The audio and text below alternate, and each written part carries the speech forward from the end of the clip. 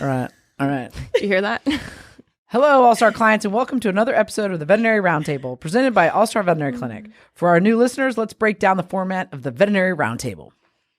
First, we will run through housekeeping, which is essentially updates about the podcast. Our content. Start over. First, we'll run through housekeeping, which That's is totally staying in the podcast. I can see his face. He's totally like, Take two. Just kidding. Okay. Third time's a charm. First, we'll run through housekeeping, which is essentially updates about the podcast, our content, and anything we think should be on your radar. Second, we'll break the ice with a few icebreakers, regardless of how well we know the guests on each podcast. Third, we'll jump into case collections, where each of us will share an interesting case we've recently encountered. And lastly, client questions, where we'll try our hardest to answer a question or concern from one of our clients. Before I introduce our guests, let's go over some quick housekeeping. If you haven't sent us a question for the podcast, please do so. February is next week. February is now. Which means the arrival of Dental Health Month. Which means Booyah. one step closer to spring. Which means we are basically in March. Booyah. Okay. So we'd love to answer a few questions regarding anything dental related in February. So send your questions to harrison@all-starvet.com. Speaking of, shout out to Kelsey Baird for an awesome question about dominant behavior in cats last episode. Now, let's get to our guests. We should probably start with this one. I was going to say, as you guys might have noticed, we've got Quill here, who is about a 4-month-old golden retriever. We're trying to turn him into our podcast mascot. Yep. He is somewhat Quill. participating, but we'll see how this goes. This is one of Harrison's dogs, and we stole him for the podcast. So on today's episode, He found the peanut butter. peanut butter. I know I was going to say your pants are always the messiest pants. Yeah, I have holes in the knees, and So it's just Quill, way to introduce Associate Veterinarian Dr. Ashley Duckwall. Dirty Way to go. scrubs, Dirty yay, scrubs lady. woo! Well, all right. We also have assistant, room assistant, veterinary assistant, pharmacy specialist. How many other titles can I give you? I was going to say you can She's a add it. I don't know. I receptionist work at in one treatment, reception. That's right. Where Jack do of all things? trades. Yes. Jack of all trades, Becca Miller, and veterinary technician Courtney Vaughn. How's everybody doing? Great. Doing good. How about Good you? after a full day? Yep. Great. I think good. we're all looking forward to the snow.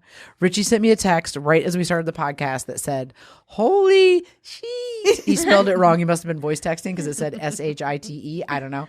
Shite. Yeah, exactly. Holy shite. He said something about now they're saying 12 to 18 inches. Whoa, baby. We're Indiana though. Do we ever actually get Get like what they fully say. hit with what they tell us? I know. No. It's, You know, it's I'm also calling. hardcore. We can handle it. We could It's have not a gonna happen. dusting, or we could have like 3.5 feet. There's It's not much. I'm of an calling it. in-between. It's not going to be that bad. you're calling it. Okay. So this brings up a really good point. Okay. Let's make predictions. Okay. Okay. How many And inches? let's going For to like the say, snowstorm coming up. yes, for tomorrow and through Thursday to Friday morning. Okay. How many total inches of snow will Westfield, Indiana get? So What's your guess, Courtney? with my calculations, so tomorrow it's supposed to be only freezing rain. And Oh, then wait. Before you start, where is the official number going to come from? Where are we going to get the official answer from? Jacob does snow work, so he can measure with a ruler. That is not very accurate. Biased. I was gonna say. I know you're going to win. That's not we just go fair. out to the picnic table and put a ruler in it. Oh, good idea. And Okay. just say it's a flat surface. But at what It point? should When be- it's all done? When Immediately it's when all it's said and done, like So Friday, maybe- Are we it's gonna supposed to be remember? partly sunny. Yes, we're going to remember. So we have to do But it as before soon the as sun the sun hits it. comes 'cause out, yeah. Yeah. So like So- midday on Friday, somebody's got to be trekking out there. With There a is ruler no to- melting going to be happening. It's going to be like negative wait, 18 is it supposed degrees. to like when the sun comes out Friday? I get here when it's dark on Friday morning. Do you want to go see Harrison? Okay, we'll see. He Anyway, doesn't like us. I think it'll be like We'll let him go if he wants to go, but I don't think he wants to go. We'll I don't remember know. that, Okay, Quill. so your number is what? What are you going with? I'm going with. I'm gonna say 8.5 inches. It's really pressure. It's a lot of pressure. You're going with a half. Okay, 8.5. Courtney Vaughn is going with 8.5. Yep. Duckwall, 2 hands. you're going 10. Yeah. Hmm. For Becca? fun. Why not? I don't know. I think with the drastic, like with it being almost 60 today, and then it's supposed to drop significantly, I'm gonna go with a foot. We're gonna have a foot or more. Oh, 12. Okay. Dang. Bye, Quill.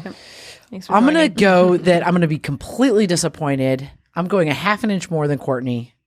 3 inches less than Becca. Price is Right rules. 1 inch less than Duckwall for 9. Okay. Okay. 9 inches. Well, hopefully someone wrote these down because I won't. Harrison. I mean, technically, Harrison's recording. That's Okay, better yeah, than he writing can go it down, back. right? Yeah, you got That's it. right.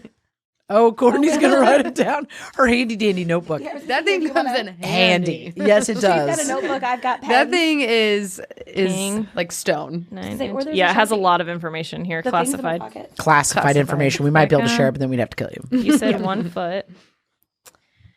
Ducky, that's a B. You said 10, right? Oh, speaking of 10. snow, Snow? The snowman mug. I have a snowman mug. Okay, now it's official. Officially official. There you go. Thank you. So one of the things we always do with the podcast is do icebreakers. So let's start with, who was your favorite teacher when you were young and why? Becca. So I had a couple, but I think that the best one that I ever had was my German teacher in high school. So her name was Frau Beck, and her first year teaching was my sophomore year of high school. So we had 3 years with her. And it was fun to not only us grow and learn the language with her, but to see her as a teacher. Because she was just one of those teachers that was like, yeah, you guys want to sit on your desk while we learn? Let's go. Sure, bring in breakfast. We're going to hang out. Like, we took Nice. finals my senior year and then laid down with blankets. Like, she was just... one She of knows. those- She knows the secrets she to was life. like, there's 7 Naps. people in this German 4 class, and you guys are all seniors. So sure, we'll make breakfast, bring blankets, we'll Oh, take that's naps once you nice. finish your final. But she was just fun and had a way of teaching the language to make it entertaining. Like, I still remember some of the songs that she taught us to be able to Nice. remember like the adverbs and things. That's So awesome. She was definitely, I think, hands down one of my favorites that I've ever had. So Very can you cool. speak German now? Not as fluently as I could, so I've still got little bits here and there. Yeah. But I was an exchange student for 6 weeks. Oh, so nice. a Cool. lot of stuff gets picked up that you don't realize. Yeah. And that happens. And I actually tried to take Spanish when I was in college. It did not go well because I went to do an oral exam and apparently went flawlessly from Spanish straight into German. Had no idea what I did until the teacher was like, oh, so you speak German? And I was like, yeah. 9, no. Oh. And he's just laughing because I had no idea. Yeah. But it was one of those that I took it for so long that it all just kind of ingrained. And so I'm kind of Yeah. sad that I don't have anybody to speak it with anymore because Yeah. I have lost so much of what I used to know. You can talk to all of us in German. We're just not going to know what you're saying. Every so often I do. or be I able to just- correct you. Yeah, I was going to say, if you ever ask me a question, I'm like, I don't know, ich habe keine Ahnung. Like, I have no idea because it just, Yeah. that's what it means. I don't know. And it just comes out like every so often, random German phrases. Nice. That's what clicks in my brain. That's cool. Do one of those tape learning things. Babble. Oh, like, yeah, Okay. Babbel or like the Duolingo, Yeah. Rosetta Yeah. Stone, something like that. So, like, Maybe. Rosetta Stone. With your Rosetta with Rosetta Stone. Stone, yeah. With your background, you'd probably be able to take a class like that, and then it would just refresh everything. Yeah. That's Which what I would would be need to cool. do. It'd Yeah. be cool. And I would like to go through and like actually try to learn Spanish Right. someday. And maybe like some of the others, like French would be a cool one. But I'm just so ingrained in the German that it's hard to learn the others sometimes. Yeah. That's I get okay. that. Calvin was trying to learn Japanese. by You couldn't even say it with a straight face. by on his computer pushing, like, I guess there's some dictation thing and you can change the language, and so he That's would say awesome. teacher, and then it would say it in Japanese, and then he would try and say it in Japanese. She was Japanese like, is such a they hard- don't I have would any love- K's. You, They you don't need say to take K's. a video of that. Then he played Richie played him the Christmas story where the Japanese people were singing to them in the restaurant. Yeah. Or I mean the Chinese people were singing in the restaurant. So he was like, see, Asian people they're not saying the K's or something like Yeah. that. Yeah. So it was really funny. Anyway, that's just hilarious. reminded me of that story. What about you, Courtney? I had Mrs. Mickle in 2nd and 3rd grade, so she went up. Or was first? I think it was 2nd and 3rd. Yeah, she was just. I mean, I loved her, and I still talk to her all the time on Facebook and stuff like that. I don't know. that's I just cool. really liked her. I connected really well with her, and she's just an awesome person. But that's all I got about her. I just love her. Yeah. Oh, I have her and then Mr. Howard. He was my 8th grade teacher. And one morning, a funny story about him, but one morning I got in a fight with my mom before going to school. And I don't know what happened, but he was talking to me and I called him mom in front of the whole class. And it was really awkward. But then he texted my mom because they're really good friends still. And he told her, but yeah, those 2 are my favorite. Nice. That's cool. Mm-hmm. What about you, Doug Wall? I don't have one. Wow. I you was got in zero. school for so long that there's so many. There's so many teachers. And they're all great in their own way. Good teacher's pet over here. There you go. I really can't name one. Like the most recent schooling I did was vet school, and they're not there not to be all liked. great experiences. My favorite teacher was Mrs. Young. She was my third grade teacher, and she was awesome. She made you feel like she liked you. So I remember Which is important that. at that age. Exactly. Yeah, that's good. Good. Yep, that teacher. And then my other favorite teacher was Mrs. Cook. She was our math teacher at Clay Junior High, and she actually was Johnny's teacher. Whoa. Yeah, at Clay. She was just retiring, and I got an email from her about Johnny. And I was like, is this the same Mrs. Cook I had? Because this was a teacher I really liked that taught me a lot about math and gave me a lot of confidence and like just, that you can be really good at math and made me really, really like math.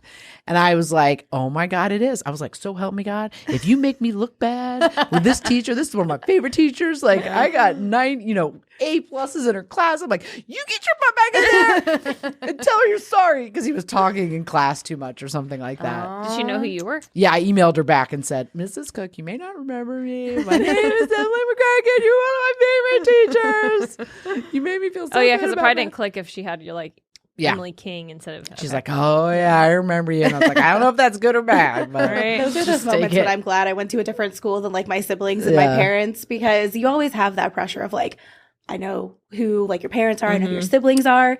Thank goodness I did not go to school with any of my siblings, Oh, because yeah. that would have been rough. Although I did get revenge and do it to my sister. I had a student teacher that later taught at her school, and he found out and he was like, I know who your sister is. You got to get it together. My sister called me. She goes, I hate you so much. I thought I was safe from you. You're the only one that doesn't go to my school. And I was like, it's not my fault. Right, Okay. exactly. You reap what you sow. That's right. That's right. Okay, next question. What's your most used emoji? Oh, I should have pulled it up. Did you guys do that?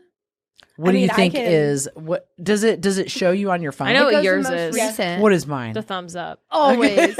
And I always am like, oh, is Any she kind of mad? question, Is it she doesn't even serious? matter. Sarcastic? Is she happy? Oh, it's the I was gonna say it's the clap. it is just Yeah. a mind game, King. You need to know when you do the thumbs Oh, up. that's so funny. I There's didn't realize so it many was meanings so. behind the thumbs so up. many. Like, you're right. It can be the You passive can't read aggressive, it. like cool. Yeah. Like When I great, first or- started and I got that the first time, I was like, Charles, what does this mean? Does that mean it's all good? Yeah. Sure. No. I mean, it can. Okay, that's usually Well, what it for means, you, I it think. It always what it means means, but it's other people- fine, right? I don't read too deep It's into it from you. fine. Other It's people, I fine. Other with people, I would threes. definitely go down a rabbit hole. might. Yeah. What's yours, Becca? Okay, hold on. Let's see. Can just. Yeah, I should have looked. I'm pretty sure I use the like. So if it's if it's your most used emoji, it's in the top left hand thing. I know what mine Yeah, is, so like But I there's more can go recent. to my most recent right here, and so this one right here is my top. So mine is the smiley face with its eyes closed. It's just like Oh, that's a good one. that one's mine, followed very closely by the hard eyes one. Oh, Oh, that's Those a are good mine one too. too. Courtney, Yeah. what My about top you? one's the laughing with the tears. Yeah. Is it the I- straight now I on gotta one or the look. one where the head slightly I'm gonna sideways? I'm gonna The look. straight on one one. moment, please. Duck Wall has left the scene. Harrison, just out of curiosity, because you're a guy, what is your most used emoji? I'm curious to know this. It's gonna be the Where did our heart. mascot go? I would laugh so hard if it was. He didn't. He left. Did the he s- just, like, just- disappear He into totally the left clinic the somewhere? set. Quill. He's out there in the living room. He's in the living room. He's in the hallway. I knew it was the heart. Oh, His is Yeah. the heart because he's so loving. He is just so loving. Smiley face with the tears. Smiley face with tears. Yes. Smiley face with the tears. Okay. Oh my god. Don't forget your paper. It's hard to tell. You looked right at it and still left it. Okay, well, I think we've got enough ice broken. Yep. I agree. This is broken. Okay, so let's share. Let's do our case sharing. Good idea. I can go first. You want to go first? But Okay. the other one was good. Do the next icebreaker for the next round. Save the next icebreaker. Yeah, that was a good one. Okay. Okay. Oh, no, I want to do it. Okay. Anyway, so Dr. Duckwell and I had a patient. She is a is she 1 or 2 now? Is she 2? A 2-year-old golden doodle. And she was spayed. So when the owners got her, they were going to a previous clinic, and they had her spayed there. Everything went great. She recovered well from the procedure, all that kind of stuff. Then a couple months ago, she went into a heat cycle, which is a dog's period for layman terms. Which shouldn't have happened if you were spayed. Right, exactly. So that should not happen if a dog is spayed. So she went to a heat cycle, which when heat cycles happen, female dogs have discharge from their vulva. So they'll have bloody discharge. It can be like a brown color, just not normal discharge. And so she started having that. So the owners brought her in, thought something was seriously wrong. And we did a vaginal cytology, and that showed cells that are consistent with heat pretty much. And so we kind of went far, like looking a little bit further. And I mean, the main thing was that there was something left behind from the spay procedure. So not everything was taken out during the procedure, which there can be the most microscopic piece of like an ovary or anything like that. And that can cause heat, which is crazy to me. But then we had an ultrasound done, and we referred her out to a specialty clinic, and they did the ultrasound, and they said they saw something that was suspected to be an ovarian remnant. And so the owners went back to the clinic and talked to them about money and that kind of stuff. That's not important, but they were just asking, just because it's rare. We don't see it a lot, but I mean, people are humans. They make mistakes. It is something that happens. It's considered a complication. Right. Complication. Yeah. So, I mean, it can happen. It's not detrimental or anything like that. It just, it's frustrating probably for the owner. But anyway, they said they thought they saw something. So then we were going to perform the surgery, but then she wasn't in heat. And so when a dog's in heat, their lady parts internally are more swollen. So ideally, we wanted to wait to do the surgery until she was in heat. So then things were swollen. So then it'd be easier to find the ovarian remnant. So she finally came in 3 weeks ago, and we did it. And we did find the piece of ovary that was left. We sent it out to the lab to get a histopath on it. And it came back as an ovarian remnant. But now she's all good. Yeah, she's fixed. So No more she's heat cycles. officially No more heat spayed cycle. now. That's right. That's right. So that was cool. Absolutely. No more Yeah. weird behaviors. Yep. Yeah, the owners were good. Yeah, it was just frustrating for them because she had to wear a diaper and all that kind of stuff, and they had to deal with female dogs hump. So she was humping things, and I think that was like the worst sign for them. Oh, was it? Constant. well, Like, she humped everybody and everything. Aw. It's crazy that it can be that small, but that's what'll get it. That blew my mind. Yeah. Yep. Like, and they Those can have a ovaries, full they'll blown get heat ya. cycle. Yeah, More ways than one, you know what I'm saying? seriously. Don't leave It's any crazy, man but- behind. Yeah, it turned out well. She's all good. She's healthy, and the owners are happy. Yeah. So that was cool. Good job. Carla did that surgery. Yeah. She did. She did a great job. Yep. So, very interesting case. Yeah. So weird.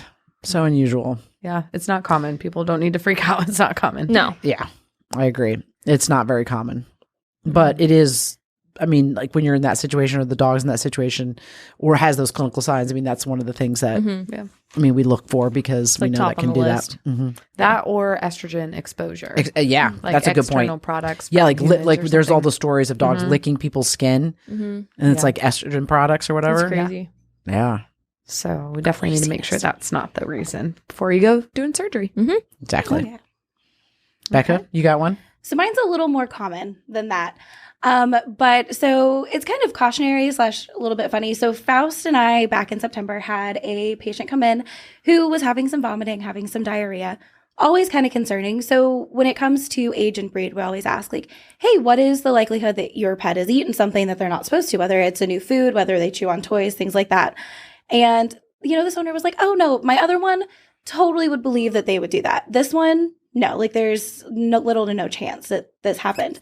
So we're like, okay, we can kind of get behind that. So we went with just doing some fluids, sending home a bland diet, hoping everything would turn out okay. So I called them the next day just to check in, like, hey, how's she doing? How'd she do overnight? And he goes, I think I found the culprit. And I was like, okay. He goes, I sent an email for you. And there's a picture of this dog's stool with a plastic toddler fork. Yes. A That'll whole do fork. So no A whole teeth marks fork. on it anywhere. It's just Took that down. fork. One gulp. Yeah, he was like, I think that she must have gotten something off of the toddler's like high chair and took the food and the fork with it.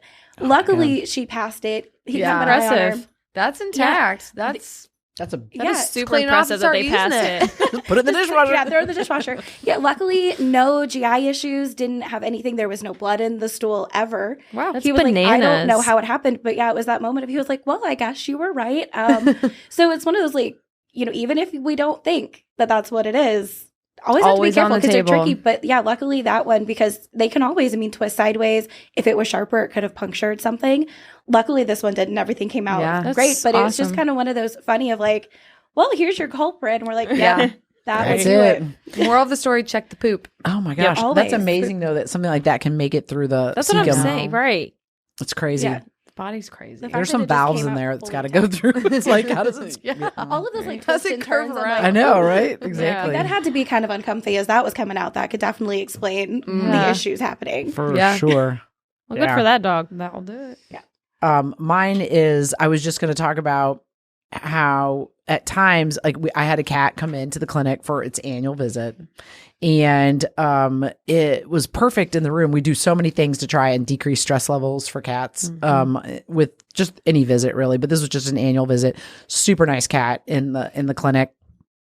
Did my complete physical exam. We were getting ready to draw blood on him, and we do that in a different room where I have supplies and everything, and so that we really don't like owners to have to hold their pet and be the bad guy, and also for liability issues, we don't want them getting bit, and so And not around dogs. and not around when dogs. we take them, we don't Yes, put we them don't. around dogs. Yeah, exactly. have They're a in their cat own room. separate Yeah. space. Cat meowed. Okay. And so he wasn't having any part of it. Didn't want to be, handled. And so we try not to, push their buttons.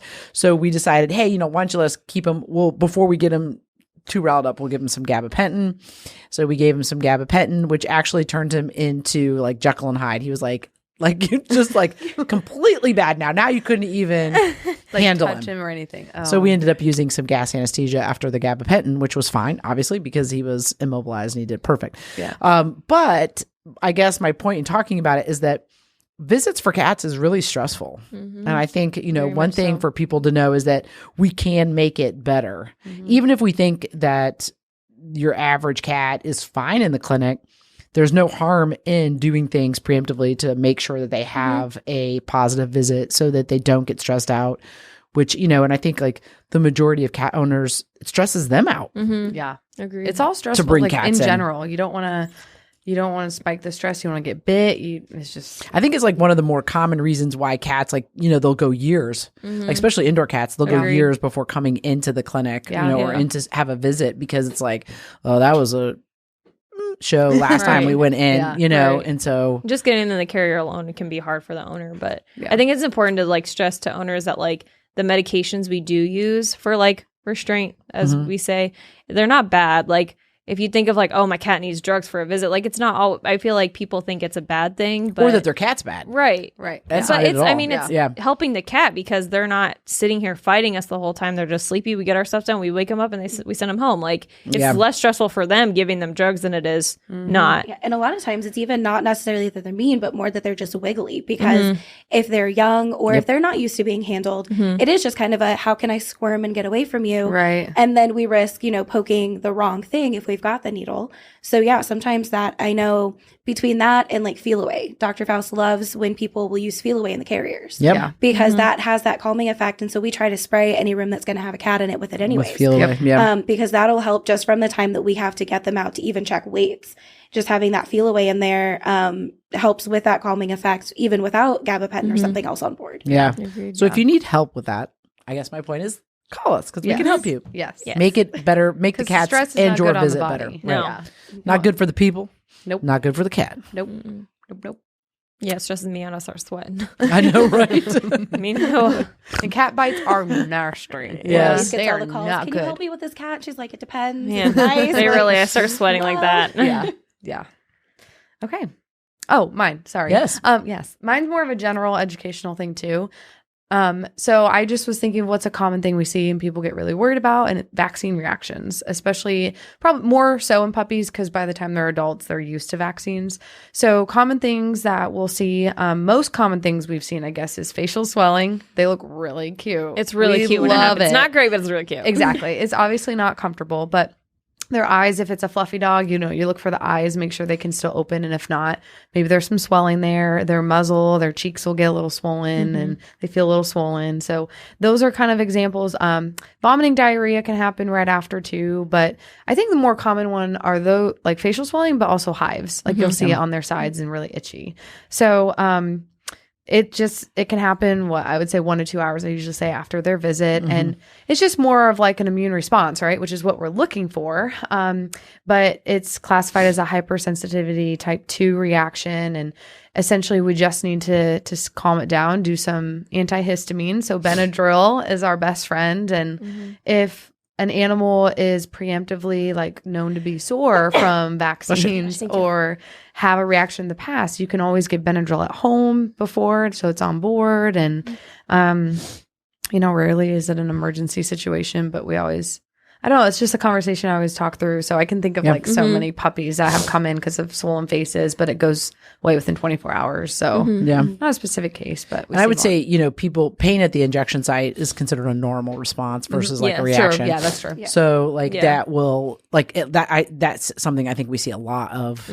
But Dog it's just can't like walk in people, after- like your arm hurts and some Right. people are like, you think it's the end of the world, and they can't lift their arm at all. And then you have other people who are like, I didn't notice anything. Right. I think it's the same thing with the dogs. It seems like some of them, it's like their legs falling off. Yeah, they like- can't even function. And then they're fine the next Especially day. And the they're fine the little, like next the day. super small dogs. Yeah. Those ones are always worse. I have those conversations with a lot of puppy owners or even kitten owners that, okay, a little bit of soreness, like if they really don't want you to touch it, totally normal. But if they're like, Babying oh my it. God, it's the worst. Okay, we might want to check them out, give them some pain meds if we need to.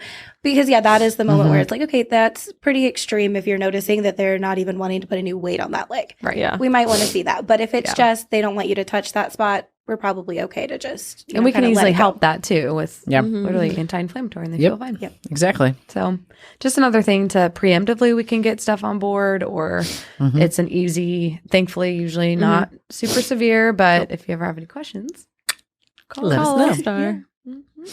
Yep. Okay, so on to client questions. Oh my gosh, I just thought that we just did that. I feel like we've just been chatting. Wow. We're not even there yet. Sorry. We are chatty Cathy's today. Okay. So I was just hit. Okay, here's the question. I guess I should say preface with here's the question. I was just hit with the groomer asking for updated records of vaccinations. And then they added influenza, which I had never heard of before. Is this something new? Is it because of COVID? You might think so. Is this something we should do yearly from here on out? This question comes from Ladonna Manier Davis. Good question. Great question. I didn't mean to tie my vaccine reactions into that. So that was But I know it's like very timely. Okay. like we do this for a living.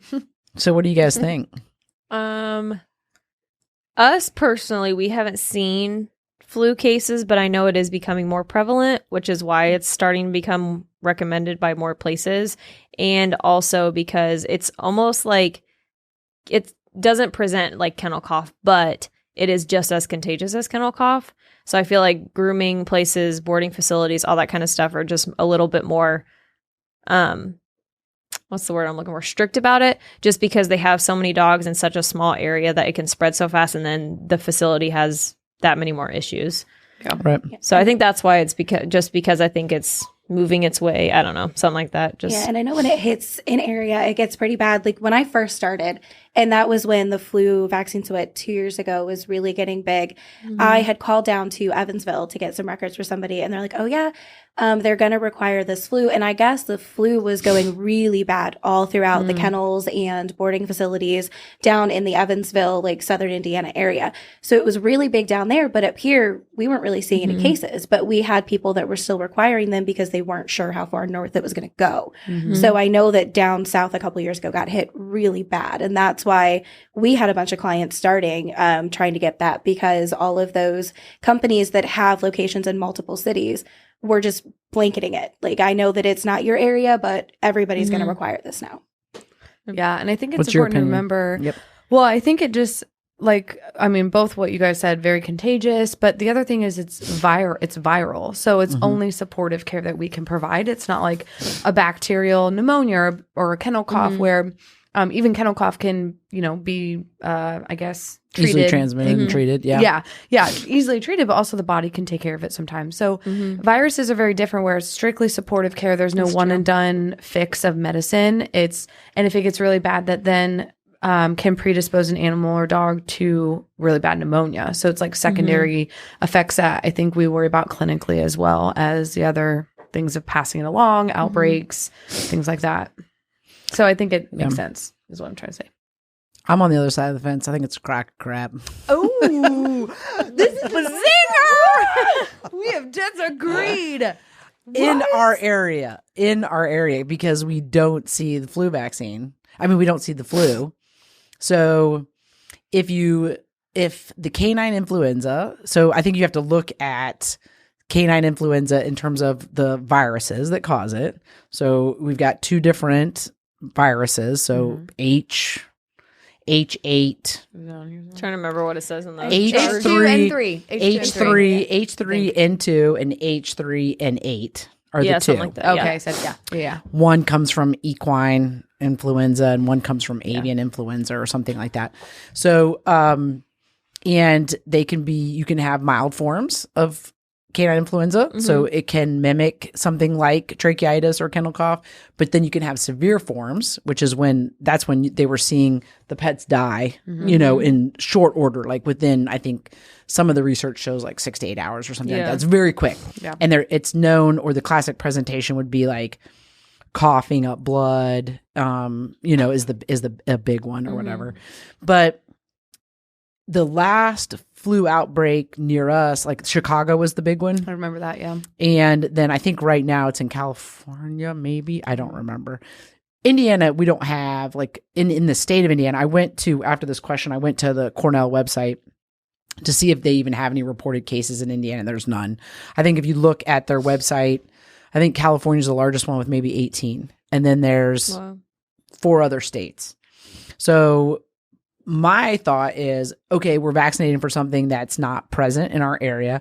We don't even know if it's the same virus, because they're known for mutating. Yeah. So then are we really protecting against the virus? I also struggle with the fact that it doesn't prevent the disease. So it's going to lessen the severity of the symptoms for the patient. Right. So it's not in this particular vaccine that we've got. And we use the Zoetis vaccine. Yeah. That has both strains. Because that's the other thing, is there's companies that are making just the N8 or the N2. So that's why we used the Zoetis, because once we decided we were going to bring it back in when this was happening in Chicago. Yeah. So we have that vaccine, but we decided to go with the Zoetis one because it had both of them in one, because otherwise how do you even know which one to vaccinate for? Yeah. And so, I don't believe in it. I think I believe that the vaccine does what it says it's going to do. I just don't know that it's necessary to be vaccinating every single dog for influenza when we have 0 reported cases in Indiana. Yeah, so why is the grooming and boarding requiring it kind of thing? Now, my caveat would be, if you are traveling to areas where you may be mingling with dogs that are from areas or regions of the country that are struggling with canine influenza, then you probably should vaccinate your dog for canine. So say you're going to go to Disney World and you're going to stay in the Disney pet suites, whatever is down there. Well, you don't know what other pets are coming into contact from different regions because everybody's traveling there. Or if you're going to a dog show, or if you're just trying to think of other common things that people might, you know what I mean? Like if you're going to places where your people are coming from multiple regions and your dog may be exposed, then it probably makes sense. But for your average Joe who's going into grooming, that's just my opinion. So it's kind of like what you would want to do is like treat our flu vaccine as like our Lyme vaccine. Yeah, we don't recommend Lyme unless you're in a tick prevalent area, like, or whatever, Lyme's a little different though, because there's been multiple studies on adverse, right? Like, I don't remember the research off the top of my head and stuff, but there's literally like risk versus reward with that vaccine. Whereas with the flu, I don't know if there's similar. I'd have to look, honestly. I don't know if there's similar studies and stuff like that. Because I remember literally one class was dedicated to vaccinate for Lyme versus not vaccinate for Lyme. And oh, really? Yeah. It's like... well, I think the rule of thumb with Lyme vaccine, not to get off on a tangent, but Right, I mean, they like, it's like prevention. Right. Yeah. And then Because it's like, you if know you're what the like in problem some is, too. endemic area, then Yeah. like, I don't know, like Rhode Coast. Island or Yeah. New York or something, Yeah, for then sure. you would, they'd probably use it, I would think. Right. Yeah. Yeah. They probably weighed the pros and the cons and think, okay, exposure is significant. People Right. are going to forget. Yeah. I have to look up that study. It's super interesting. Yeah. I mean, it is a tangent, but I mean, I guess similar thought process, Yeah. right? Because you're trying to think of Yeah. versus Because we think of reward. like what is our core vaccines and what we would recommend for every dog or every cat Right. versus Right. which are the ones that are the more specialty. So, and I think that we do consider the flu kind of that more specialty of, At risk. Yeah. you know, when I talk to people, especially with puppies, it's okay, we do have the flu vaccination. Mhm. We're not going to give it to them right now. But what I want you to look into is if you need it in the future for a boarder or groomer. If you need it at that point, we're happy to do it, but it's not something we're just going to do right now because we don't have a need for it at this Right. moment. So we, a lot of times in those puppies, will wait until that owner calls and says, hey, this place is requiring it and now I have to have it. Yeah. Okay, we're happy to do that, but it's not what we would Right. consider that core. This is what you need to have Mhm. to Yeah. keep everybody And that's what healthy. happened to me. Like, I had to vaccinate my dogs for it because they were going to Right. boarding. And I'm like, Well, then let me ask you this. Do you think the kennel cough, because they're right, we don't know exactly if it's a bacteria. I mean, that's what we think the kennel cough is, right? But there's so many various forms. What are your thoughts on the vaccine on the kennel cough then? I think the vaccine prevents Bordetella. Yeah.